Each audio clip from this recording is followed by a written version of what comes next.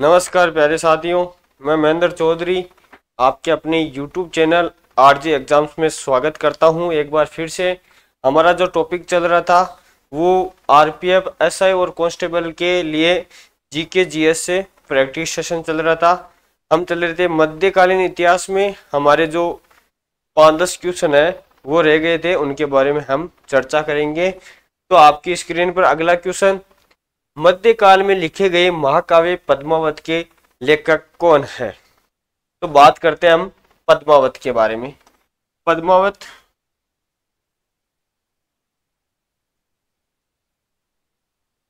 पद्मावत पद्मावत ये रानी पद्मिनी के बारे में लिखित एक काव्य है, महाकाव्य है रानी पद्मावती। ये रानी पद्मावती, इसके अद्वितीय सौंदर्य और युद्ध नीति के बारे में वर्णित है पद्मावत। और ये रानी पद्मावती है, ये चित्तौड़ के रावल रतन सिंह की पत्नी थी। रावल रतन सिंह की पत्नी, रावल रतन सिंह की पत्नी थी रानी पद्मिनी, इसके बारे में वर्णित है। और इसके लेखक के बारे में हमें पूछा गया है कि इसके लेखक कौन है। तो ऑप्शन नंबर सी इसका सही हो जाएगा, मलिक मोहम्मद जासी। पद्मावत महाकाव्य के लेखक है मलिक मोहम्मद जासी। और मुल्लादो प्याज और अब्दुल फजल ये अकबर के नवरत्न में शामिल थे, अकबर के नवरत्नों में शामिल थे। और अमीर खुसरो की इनकी शुरुआत मानी जाती है बलबन के कार्यकाल से। तो ऑप्शन नंबर सी इसका सही हो जाएगा, मलिक मोहम्मद जासी। चलते हैं अगले क्वेश्चन की ओर। अगला क्वेश्चन एक बार पढ़ो क्वेश्चन, भारत का अंतिम मुगल शासक कौन था?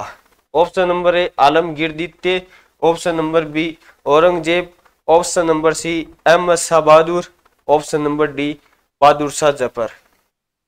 तो जो अंतिम मुगल शासक था वो था बहादुर शाह द्वितीय, जिसे हम बहादुर शाह जफर के नाम से भी जानते हैं। बहादुर शाह जफर ये अंतिम मुगल शासक था।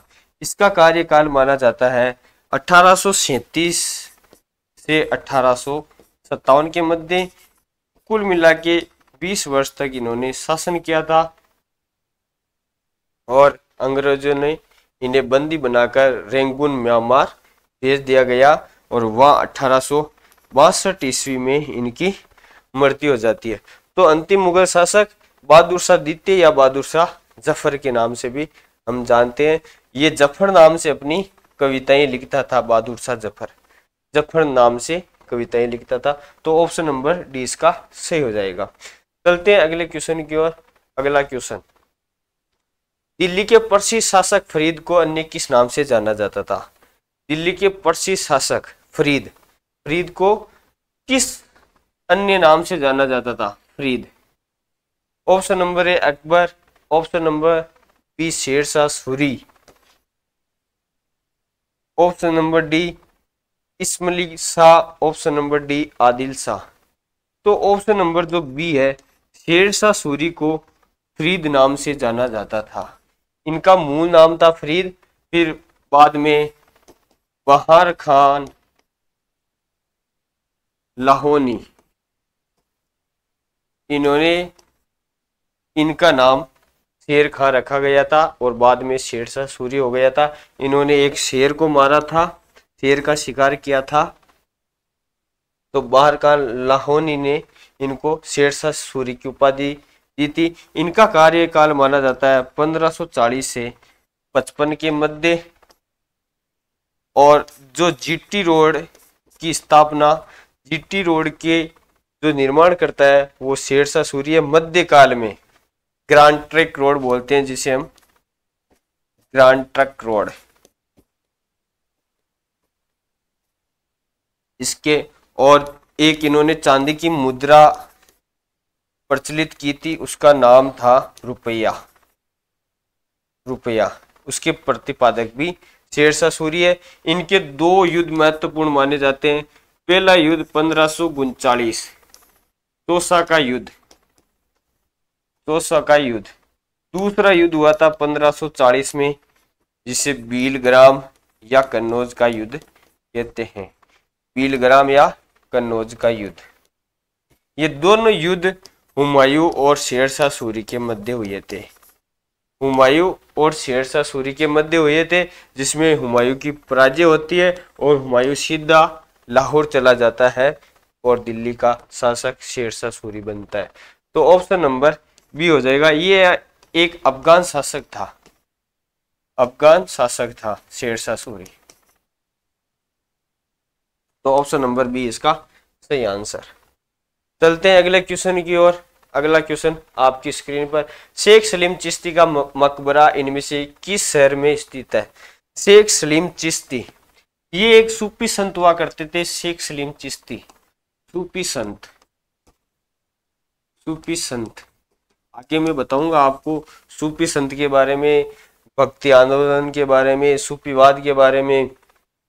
तो शेख सलीम चिश्ती का मकबरा option number C Fatehpur Sikri Uttar Pradesh में स्थित है। इसका निर्माण अकबर ने करवाया था। इसका निर्माण मुगल शासक अकबर ने करवाया था।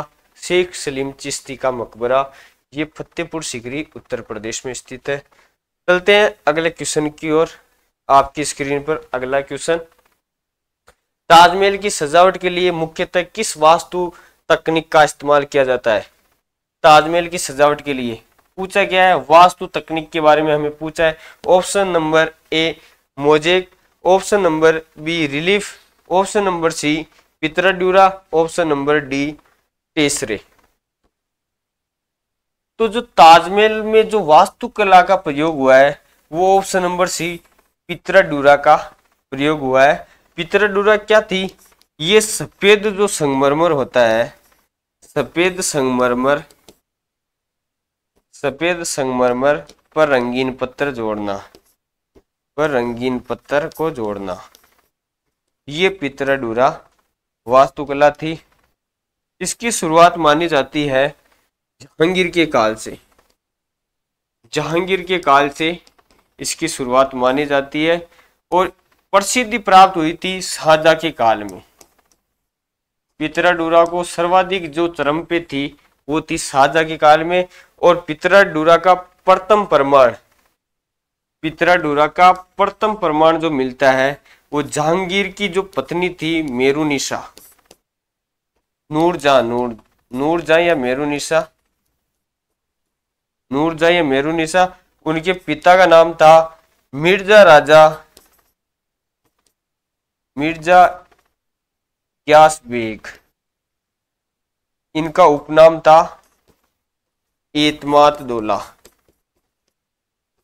एतमाद दौला का मकबरा।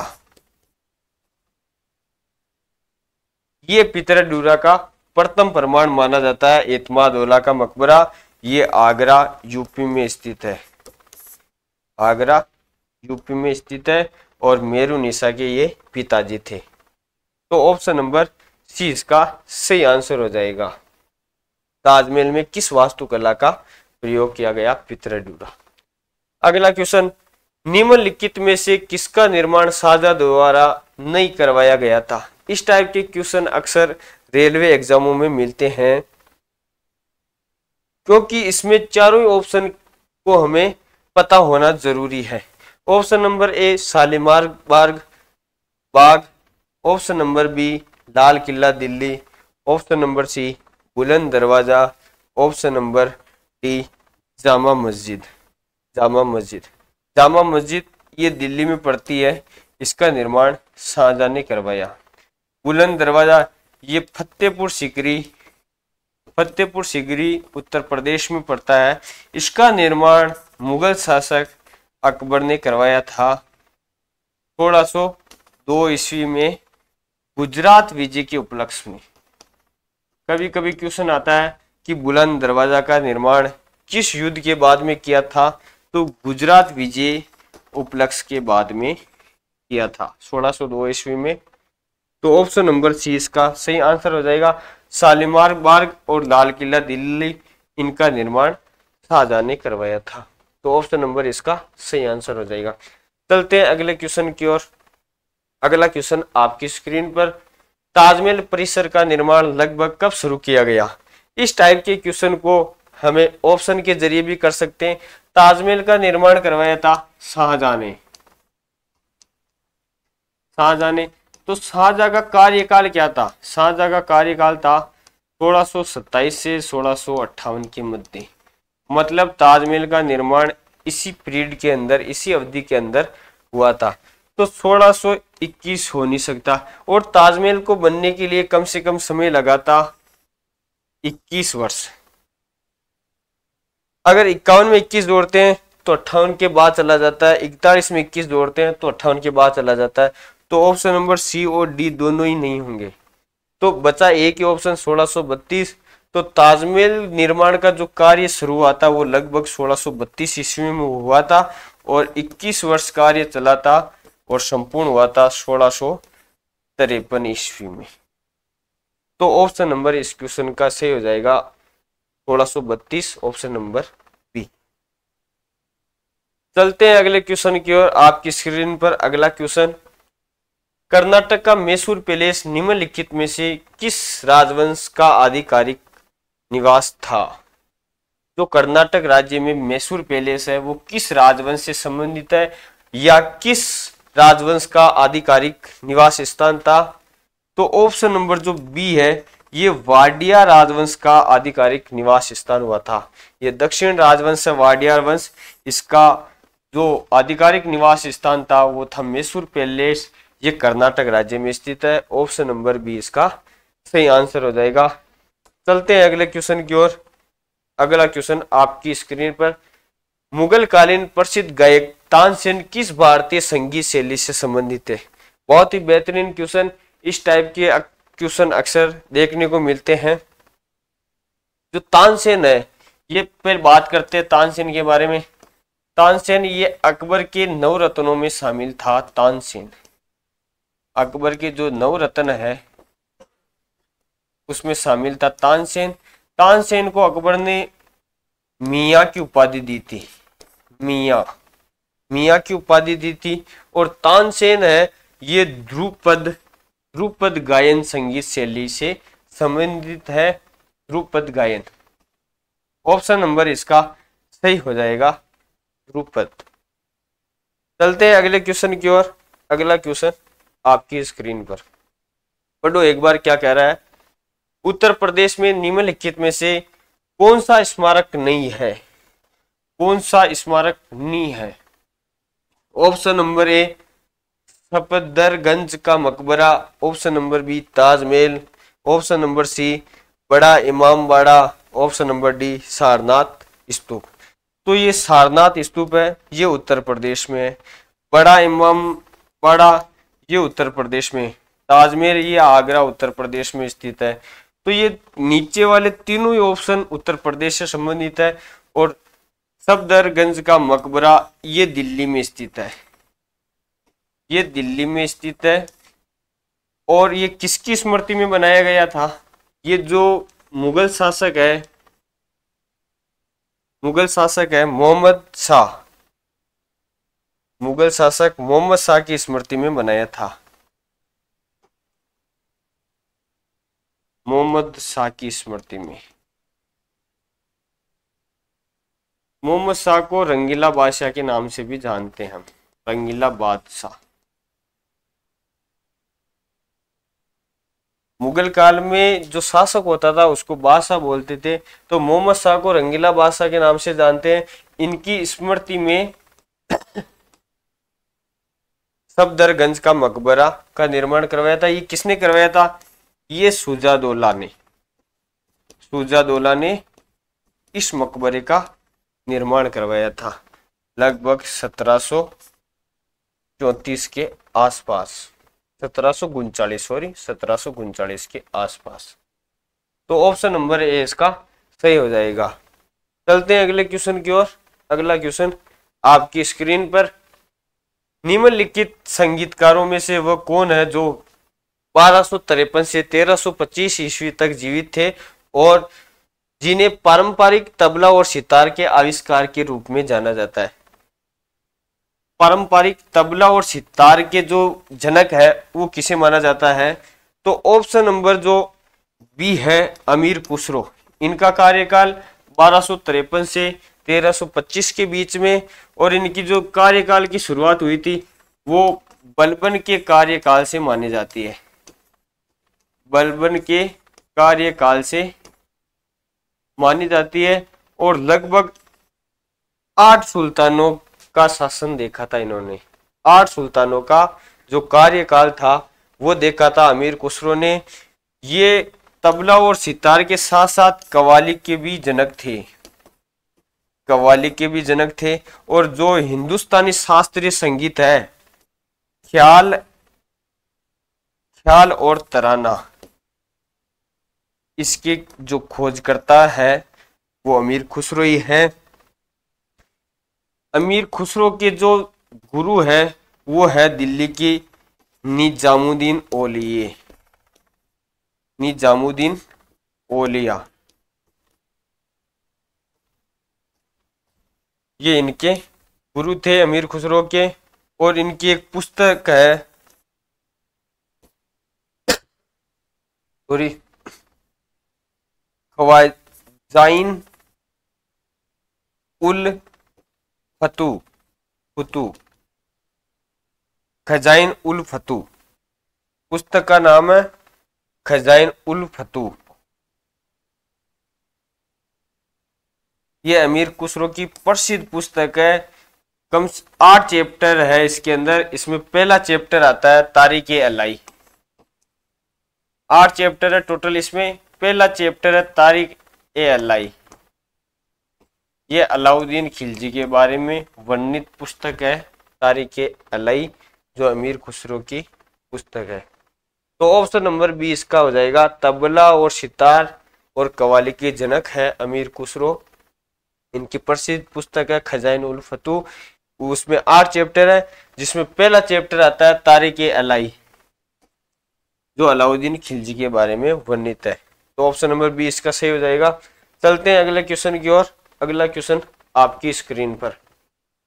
जयपुर की विख्यात इमारत हवा महल एक बहुस्तरीय महल है जो सवाई प्रताप सिंह द्वारा किस ईस्वी में बनाई गई थी? हवा महल, ये जयपुर में स्थित है हवा महल।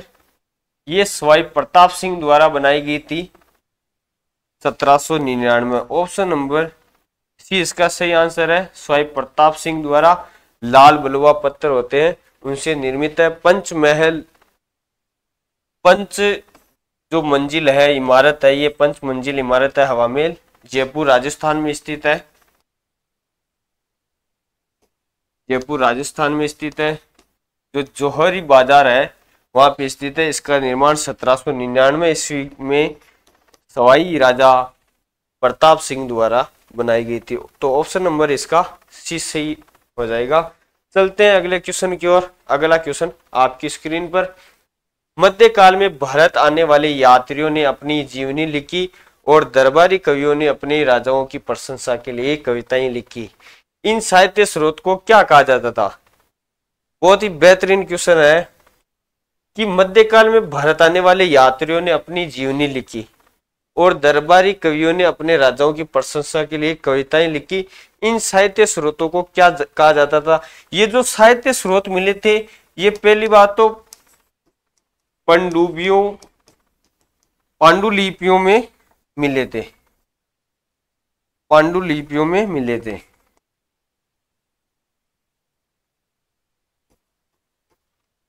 पांडुलिपियों में के रूप में मिले थे और इन्हें इतिवृत्त, इन साहित्य स्रोत को इतिवृत्त कहा जाता है। इतिवृत्त कहा जाता है। ऑप्शन नंबर बी इसका सही आंसर हो जाएगा। चलते हैं अगले क्वेश्चन की ओर। अगला क्वेश्चन आपकी स्क्रीन पर। मध्यकालीन भारत के दौरान लिखी गई किताब गीत गोविंद के लेखक कौन है? गीत गोविंद, ये जो गीत गोविंद है इसमें भगवान श्री कृष्ण और गोपियों के बारे में वर्णित ये पुस्तक है। गोपियों के बारे में बताया गया है।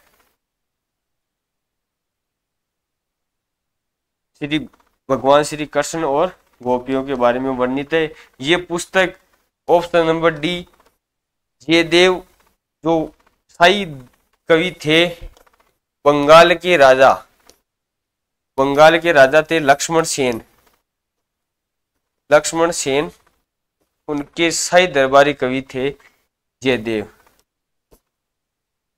लक्ष्मण सेन के जो बंगाल के शासक है लक्ष्मण सेन, उनके शाही दरबारी कवि थे जयदेव। उनकी पुस्तक है ये गीत गोविंद, जिसमें श्री भगवान श्री कृष्ण और गोपियों के बारे में वर्णित है। इसमें 12 अध्याय है, इस पुस्तक में 12 अध्याय है।